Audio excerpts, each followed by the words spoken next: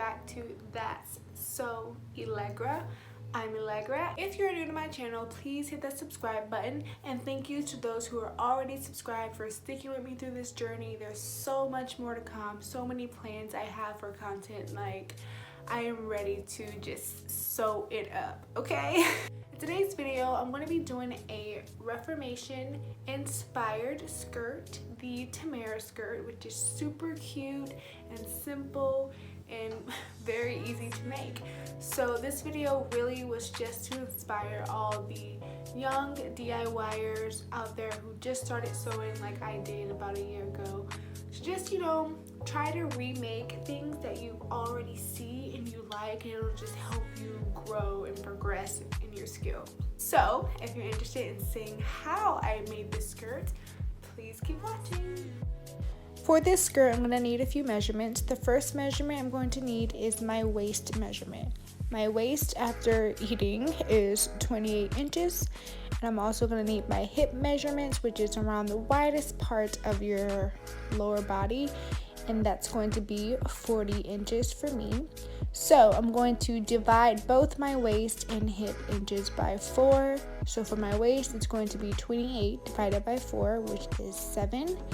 And then I'm going to move down 10 inches away from that line to create my hip line, which is going to be 40 inches divided by 4, which is 10.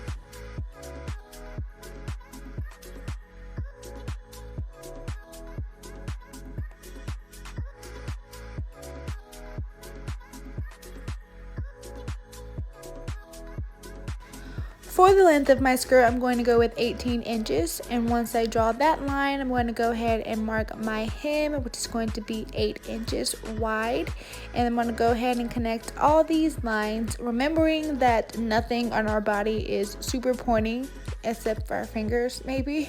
So I'm going to use my curvy ruler and go ahead and round that edge of my hip line out because our hips are nice and round. And once I do that, I'm going to go ahead and label each line so that I know what everything is. For the seam allowance, I decided to go with 1/2 inch, and I'm going to just use my measuring tape and mark that all around the entire pattern, and then draw a line connecting those dots to seal it all in and cut it out.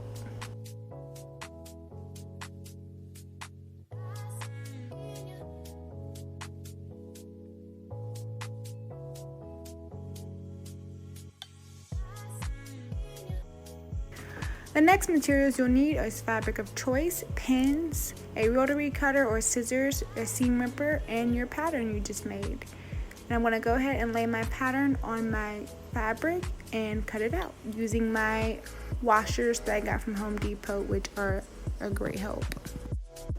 Here I'm just pinning them right sides together, stopping at where my slit is, and then I'm going to do a zigzag stitch because my fabric is stretchy. When I'm done, I'm going to overlap stitch all of my raw edges so that no fraying is there and everything just looks nice and neat.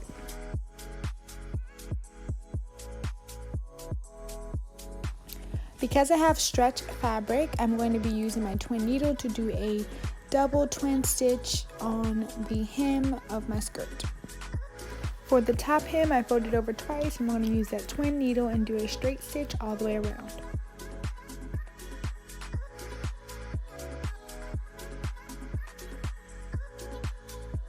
For the slit, I folded over the edge and did a straight stitch down, and that's it, we're all done. I decided to accessorize it with a nice waist belt with this rigid crocodile print. I think this skirt turned out so cute and I love it so much. It's great for fall.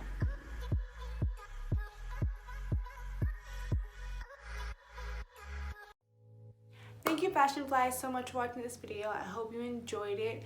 I really enjoyed making this skirt. One thing I would have changed is probably the fabric of choice.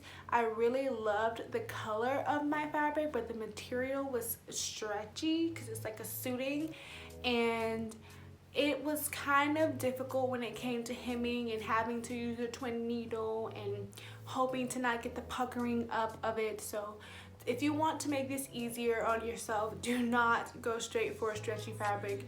It takes time to master that technique that I haven't even mastered myself, because sometimes it works out, sometimes it doesn't.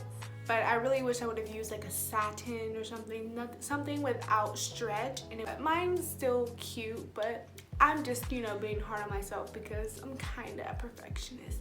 But yeah, thank you guys so much for watching the video, and until the next one, bye.